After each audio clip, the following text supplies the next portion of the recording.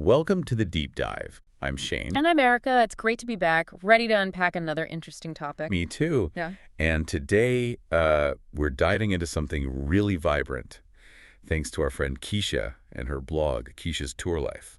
Oh, I love her blog. She has such a great way of sharing her experiences, music, travel, food, you name it. Exactly. She gives you that on-the-road feeling, and she's got this unique perspective. Right, and she really zooms in on the details of live entertainment. So for this deep dive, we're actually looking at one of her standout concert reviews.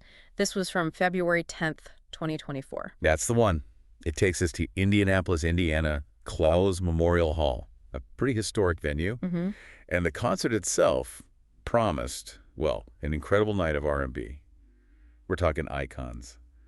Phil Perry, Jeffrey Osborne, and the amazing Patrice Rushen. Just reading those names, you'd think, wow, what a lineup. Stellar talent, no question. Oh. But, and this is where Kecia's insight is so sharp, what she actually documented, what she experienced, revealed what she called an unintended imbalance in the lineup. Ah, okay. So not just about the individual performances, but how they fit together. Precisely. Her headline kind of summed it up. Great artists, misplaced lineup order. Which, immediately makes you think about the flow of a show. Right. It's not just who plays, but when. So let's get into Kecia's breakdown of that night. How did it actually unfold? Well, Phil Perry kicked things off. Okay, Phil Perry first.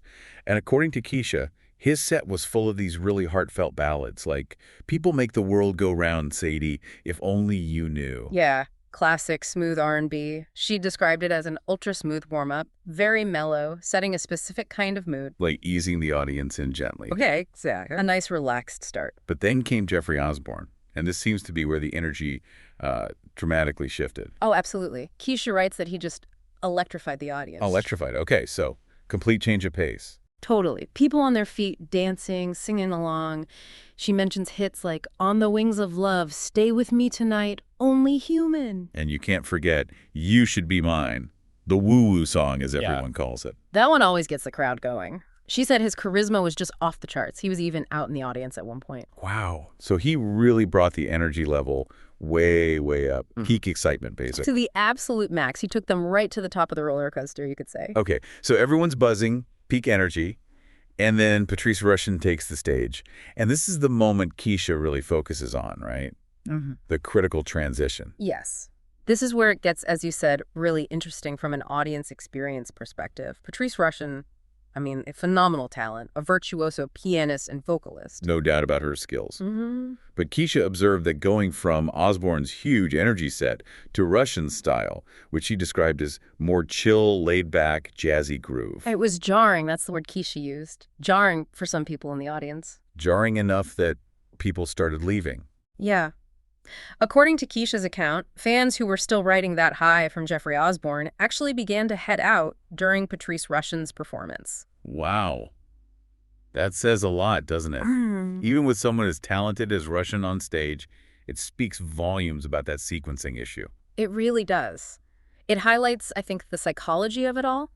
You build an audience up to that fever pitch, and then if the next act shifts too abruptly down in energy or style, well, it can cause this disconnect. Like emotional whiplash or something. That's a great way to put it. Cognitive whiplash, maybe? The audience wasn't really prepared for that sudden shift, making it tough to, readjust and appreciate what Rushen was bringing, which was brilliant in its own right. Right. It wasn't about Rushen's talent at all. Not in the slightest. It was about the context, the placement within the show's arc. And Kecia makes that clear, too. She says she personally was not about to step out on Miss Rushen, adding, "She was the reason I attended, the first time ever for me." Good for her for sticking it out. Yeah. And she says Rushen delivered this technically impressive and emotionally resonant set. Covered her whole career, different genres. Songs like "Settle for My Love," "Remind Me," feel so real. And "Forget-Me-Nots," of course, a classic. Kecia's favorite, she mentioned. She just felt bad that others missed out because the flow was off. Which brings us back to that central question Kecia raised, maybe implicitly. What is the best way to structure a show with diverse artists like this? How do you manage that energy flow? Did Kecia suggest an alternative? She did. She felt Rushen deserved a more fitting placement. Maybe sandwiching her between Perry's smooth start and Osborne's high-energy set.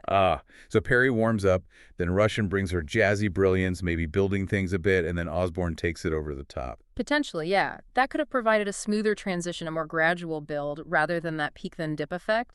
It's about designing the whole energy architecture, not just plugging in acts. Energy architecture. I like that.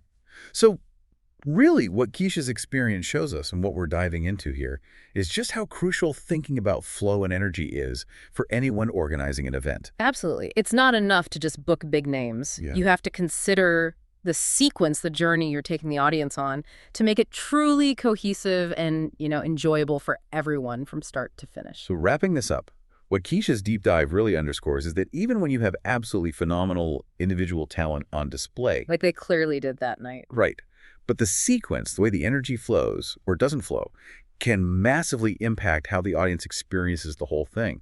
It's not just the what, but the when and how in relation to everything else. And this principle goes way beyond just music concerts. It makes you wonder, doesn't it? How so? Well, how often do we really stop and think about the energy arc or the emotional journey and other things we design or present, like work presentations or team meetings? Or even just telling a story to a friend.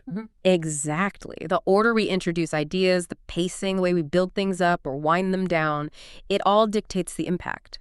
It reminds me a bit of that peak-end rule from psychology. Oh, right, where people mostly remember the most intense part and the very end of an experience. Precisely. And this concert lineup kind of messed with that natural flow, potentially leaving people with a less positive final impression than the individual talents deserved. It shows we need to actively orchestrate these arcs. That's a powerful takeaway. Yeah. So maybe a final thought for everyone listening. As you go about your day-to-day, maybe just notice the power of sequencing.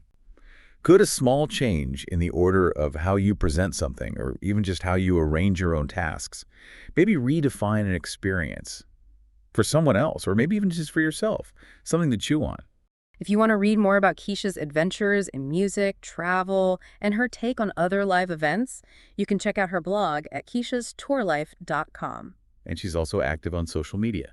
You can find her on Facebook, Instagram, TikTok, and YouTube. Just search for Kecia's Tour Life.